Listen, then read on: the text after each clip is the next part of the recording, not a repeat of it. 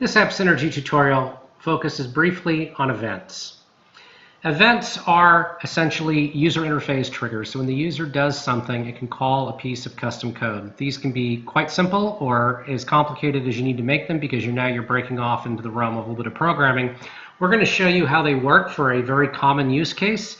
So if we go back to this customer screen that we've created in the first tutorial, if you remember, if we wanted to search for Acme, I have to type ACM, maybe just the first few letters, but then I have to click this search button. That might not be what the user really wants. Maybe they want to just type in TEST, and maybe they want to hit the enter key. So I'm hitting the enter key right now, and nothing is happening because there is no event on that. So let's add an event so that when the user hits the enter key, it clicks the search button for them automatically to make the application more intuitive. So we go over here. First of all, the button, all objects in the UI have an ID associated with them. So this button's object ID is this right here, ID 1105. I'm going to copy that so that I have it. Now I'm going to come over here to this field. And again, when the user hits the enter key, I want to capture that so that we can search automatically. So I'm going to add an event to that field.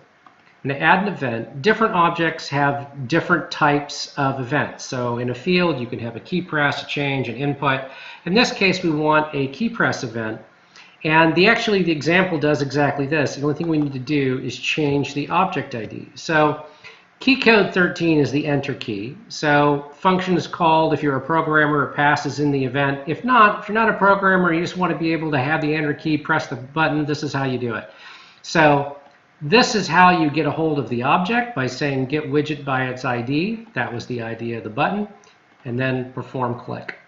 So now if we run this application and I type in TEST and hit enter, it's just like I clicked this button.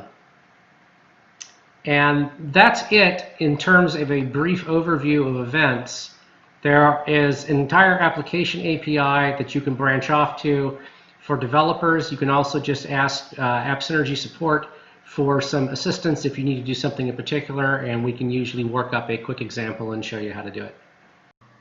That's it for this AppSynergy tutorial video. Please be sure to check out all the other tutorial videos available on our website.